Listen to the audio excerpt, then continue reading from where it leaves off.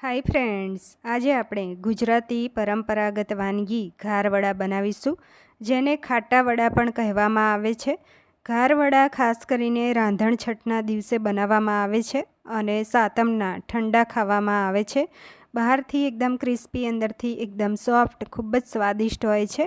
અહીંયા 1 વાટકી ચોખા લીધા છે, અડધી વાટકી અડદ દાળ, અડધી વાટકી ચણા દાળ લઈશું અને 1 ટીસ્પૂન મેથી દાણા એડ કરીએ. તો આ બધું જ ચાળી સાફ કરીને લીધું છે. તો આ પેનમાં લઈ અને ધીમા તાપે શેકી લેવાનું છે. તો અહીંયા વધારે પડતું નથી શેકવાનું, ખાલી 5-6 મિનિટ શેકી લેવાનું છે, એનું મોઇશ્ચર ઉડે ત્યાં સુધી.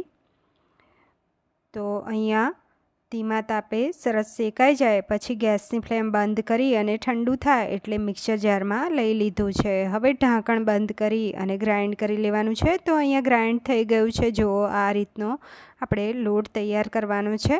હવે એને સ્ટેનરથી અથવા ચાળણીથી તમારે ચાળી લેવાનું અને જે ચડામણ બચે એ ફરીથી ગ્રાઇન્ડ કરી અને 2 થી 3 વખત તમારે ગ્રાઇન્ડ કરતું જવાનું છે અને લોટ તૈયાર કરવાનો.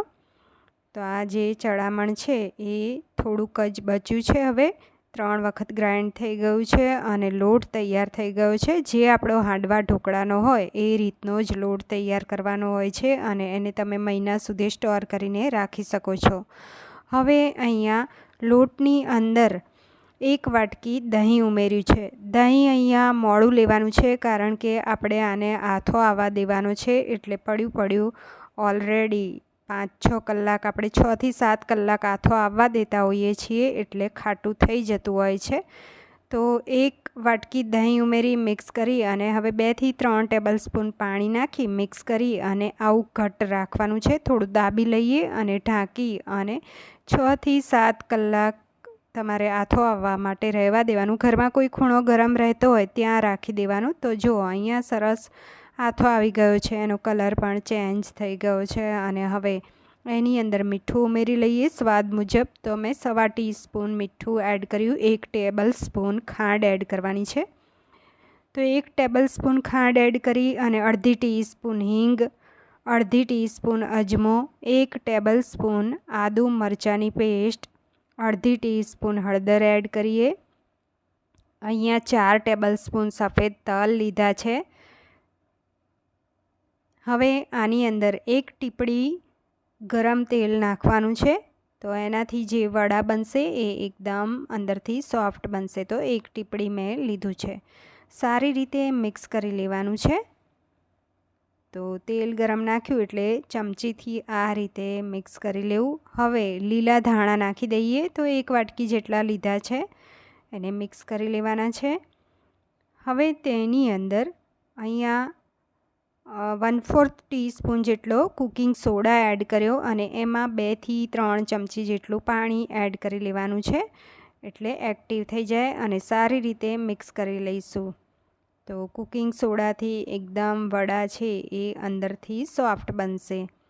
સારી રીતે મિક્સ કરી આ રીતે લોટ જેવું બાંધી લેવાનું છે. હવે એક થાળી લેવાની છે, એને ઊંધી કરી અને કપડું ભીનું કરી અને નીચોવી અને પછી કપડું આ રીતે પાથરી દેવાનું છે.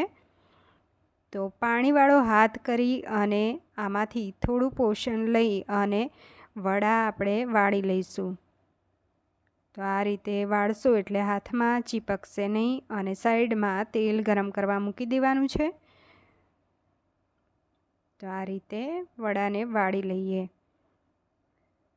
અને હલકા હાથે એને પ્રેસ કરી લેવાનું છે, એટલે ક્રેક ના પડે. અને વડાને મૂકી અને વળી પાણીવાળો હાથ કરી અને ઉપરથી થેપડી લેવાનું છે હલકા હાથે આ રીતે. તો બધા જ વડા આ રીતે વાળી લઈશું. તો અહીંયા 5-6 વડા વાળતું જવાનું અને સાઈડમાં તેલ ગરમ કરવા મૂકી દેવાનું. તેલ ગરમ થાય પછી આપણે વડાને અહીંયા લઈ અને તળતા જઈશું. તો તેલ સરસ ગરમ થાય એટલે ગેસની ફ્લેમ મીડિયમ કરી લેવાની. તો મીડિયમ ટુ સ્લો ફ્લેમ ઉપર આપણે વડા ક્રિસ્પી થાય પછી એને પલટાવી દઈએ. બીજી સાઈડ પણ ક્રિસ્પી કરી અને પછી કાઢી લેવાના છે. તો આપણે જે વડાનો લોટ તૈયાર કર્યો બાંધ્યા પછી એને 5 મિનિટ રેસ્ટ આપેલો અને પછી વડા વાળ્યા છે. તો વડા અહીંયા બધા જ તળાઈ ગયા છે. હવે વડાને સર્વ કરી લઈએ. ઠંડા ઠંડા પણ ખાવાની ખૂબ જ મજા આવે છે અને ગરમ પણ સારા લાગે છે. ફ્રેન્ડ્સ, આ રેસીપી ગમી હોય તો વિડીયોને લાઇક કરી દેજો અને મારી ચેનલને સબસ્ક્રાઈબ કરજો. દોસ્તોમાં જરૂર શેર કરતા રહેજો અને કમેન્ટ્સ કરીને જણાવો કે ઘાર વડા તમને કેવા લાગ્યા.